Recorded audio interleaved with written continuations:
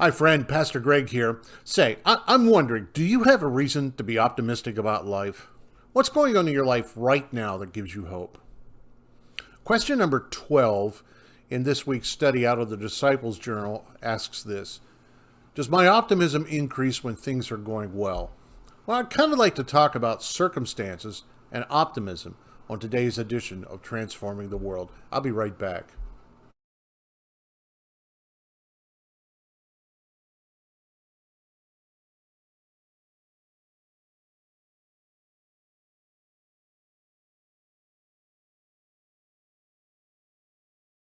In the Old Testament book of Genesis, we meet this kid by the name of Joseph. He had 11 brothers, and Joe was next to the youngest. Problem was, the older brothers didn't like him, so one day they sell him off into slavery, and Joe ends up in Egypt. Through some lies, deception, and trickery, Joseph actually ends up in prison in Egypt. He was accused of something that he did not do, and he's in prison trying to make the best out of life.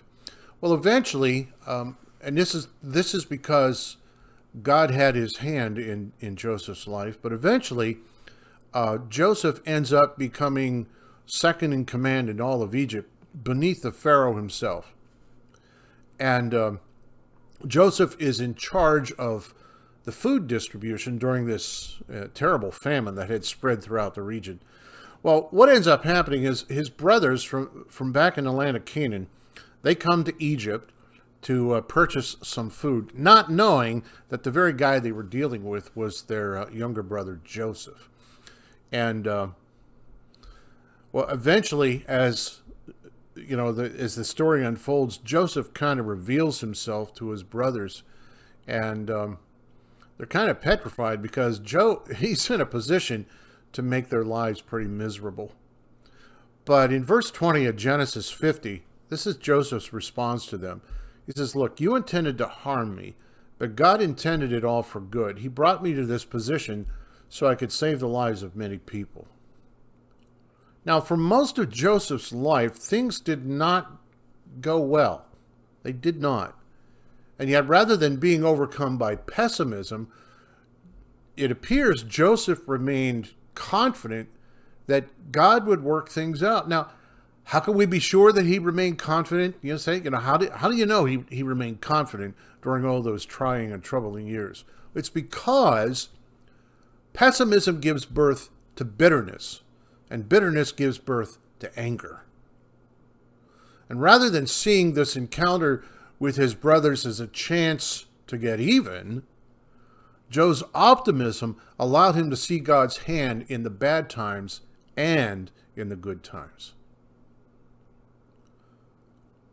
He allowed optimism and confidence in God's character to sustain him.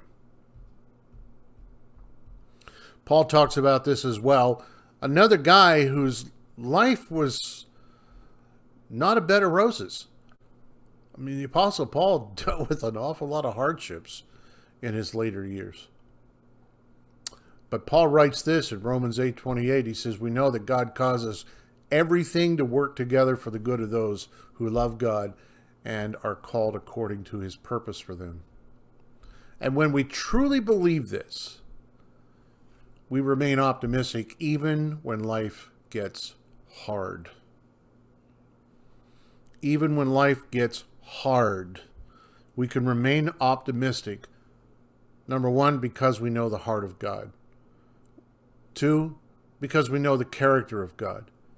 And three, we know that somehow God is going to work this out for the good of those who love him and are called according to his purpose.